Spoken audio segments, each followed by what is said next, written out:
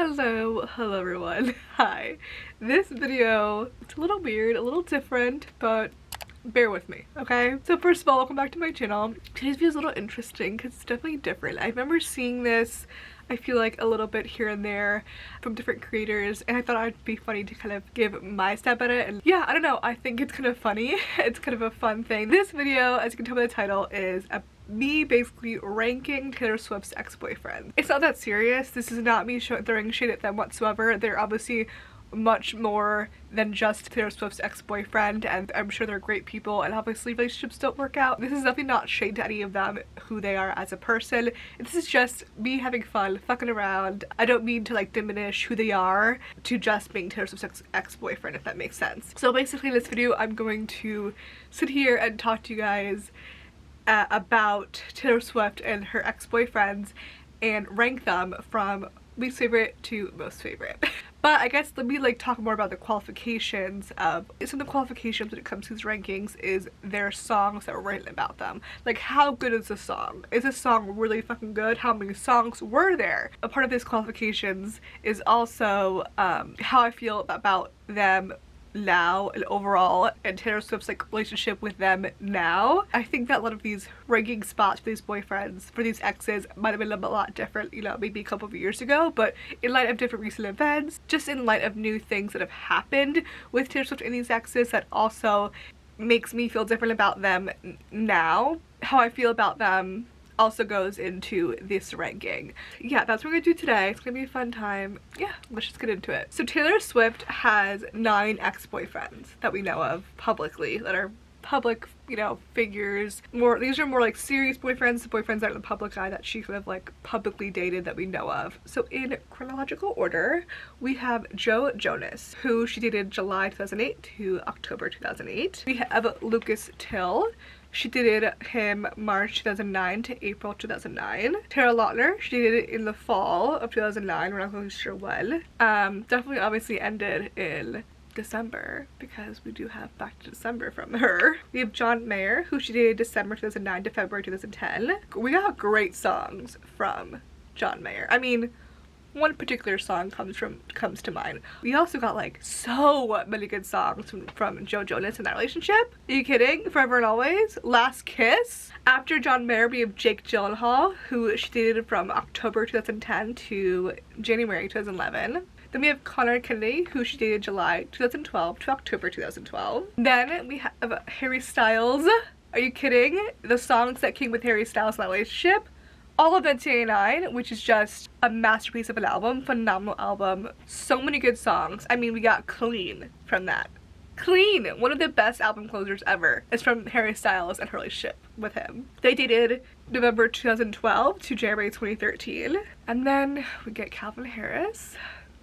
They dated February 2015 to May 2016. And then Tom Hiddleston, she dated May 2016 to September 2018. Can you believe how close those two are together? Like, she really said bye Calvin, and like a couple weeks later started dating Tom Hiddleston, all within the same month of May. But they did break up obviously in September, and then we know now she is currently dating Joe, who she's been dating for the past like 6 years. So we won't count him on this because he's not an ex. So as for my ranking my spots, you could probably tell where some of them might be leaning by my reaction of talking about them just now, but let's get into it. So to start this ranking at number 9, so we're gonna work from worst to best, is Calvin Harris, because we got nothing from that relationship. I mean, like, we got so much of them together, like on the beach. This is such a crazy time. Like, they seem to be like the it couple. Like, this is when she was at her highest fame, and they broke up and she hasn't written one song about him since. I mean, I'm sure she wrote songs, but she's not given him the pleasure of hearing anything that she has to say about him publicly, like in a song. I think that's so fucking badass. I'm so curious if there's any songs that are out there that are about him that she wrote that she just obviously just didn't make public. But yeah, he sucks. We know he treated her like shit. We know that she was unhappy in that relationship for a long time with him, and she didn't know how to get out of it. So number 8 is actually Lucas Till. I don't really feel one way or another about him. I'm sure he's a great guy. I don't even know if we have any songs written about him. I just feel very middle ground with him, so I just put him at number 8 because he doesn't deserve to be at number 9 because Calvin Harris for sure deserves the last spot. He just is. I think he treated her right. They seemed to like each other for a little bit. It didn't really seem like that relationship was really anything that special to her because they just didn't really date for that long, and nothing really came out of it song wise, at least that I know of. And they seem to be cordial. So number 7 is Connor Kennedy. That relationship was so interesting, wasn't it? It was just, looking back on it, it was just a little, it just didn't seem right. We know that she loved the Kennedys, and to me that relationship just kind of seemed you know? I mean, I think she really did like him, she did care for him, I think, because I think from Connor Kennedy we got Begin Again, which is really cool. That song is so beautiful, and I think Connor Kennedy really was someone that she just was really looking for someone just to treat her right because of the string of just heartbreaking relationships that she had beforehand with John Mayer and Jake Gyllenhaal. And I think she really was looking for someone that just was just sweet, and we heard a lot of that within the Begin Again song. We also got Everything Has Changed from that relationship, and Starlight.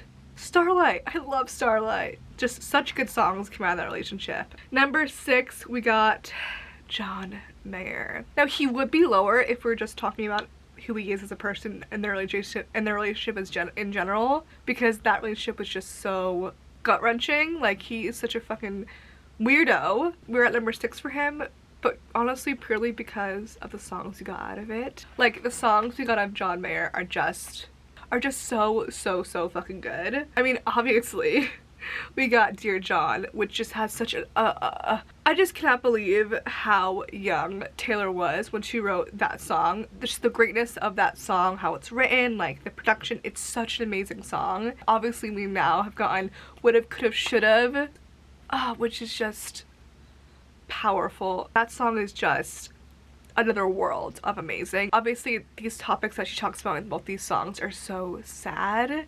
I don't want you to think that like the songs being good does not mean that what she's talking about them is good. What she's talking about them is really just really sad, and that's why it's not very high on the list, but I have to put it just a little bit higher, purely because the songs we got out of it is just are really just so, you really see Taylor Swift's shine in her songwriting and her maturity. Just amazing. Number 5 is Tom Hiddleston. They're just so hot together. Like, we got Getaway Car out of it, which is like awesome. I guess that's kind of a song that we got. It's obviously about Tom Hiddleston, but it's also about Calvin Harris. Like, if you want to count that as a Calvin Harris song, you can. I really count it as a Tom Hiddleston song. Like, just the ultimate rebound from Calvin, and it's awesome. He seemed like a nice guy too, and like, I think he really did actually care for her. And he's a nice guy, and we got Getaway Car. Number 4 is Taylor Lautner, because he is a king. He is such a sweet guy. You can tell that he really has a lot of respect for her. We got Back to December from that relationship, which is also just another phenomenal song. One of those songs that I really think was a transitional song from her in growing up, and kind of that relationship and that song and that breakup, I think, did a lot for her in terms of growing up and realizing things. I don't know, I just think that Taylor Lautner just really was a good guy, and it just didn't work out, and that's okay. And number 3 is Joe Jonas.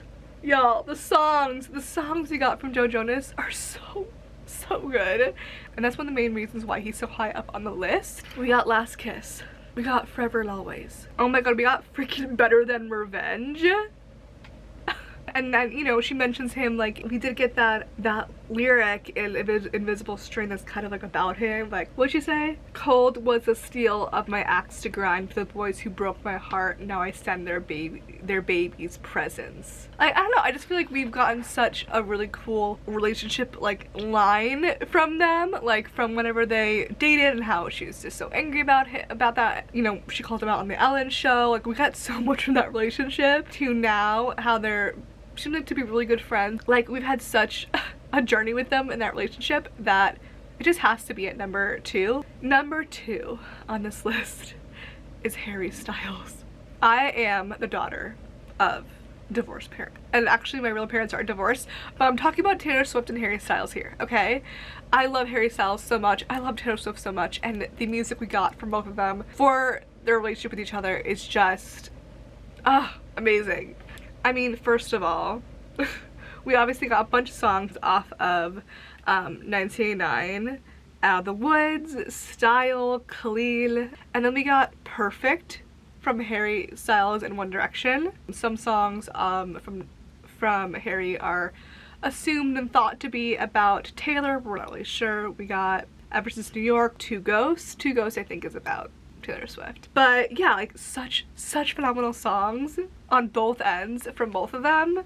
He's a top tier ex, you know, and now to know that they have such a good kind of relationship now, like they can exchange pleasantries, and it's just so cool to see how far we've come to. Honestly, 1989 as a whole like shoots up Harry Styles at being top tier ex-boyfriend just for those reasons at all, because of those songs on that album. I'm just like honestly so thankful for that relationship because it gave us amazing art, amazing music, and he's a great guy. He seems like a really awesome guy. Like, ugh, love him so much. And then number one is Jake Gyllenhaal, because we got All Too Well. Solely because we got All Too Well. Listen, I love Jake Gyllenhaal as an actor, okay? I love him. He's a great actor. He's actually one of my favorite actors of all time, and he's so attractive. This is no shade, but we just got such amazing songs from Jake. You know, we got All Too Well. We got obviously All Too Well 10-minute version. And then we got We Are Never Ever Getting Back Together, which is about him, okay? It's not about Harry Styles. It's clearly about Jake Gyllenhaal. One of her best songs ever is due to Jake Gyllenhaal and relationship, so thank you, Jake, and that's why he's at number one.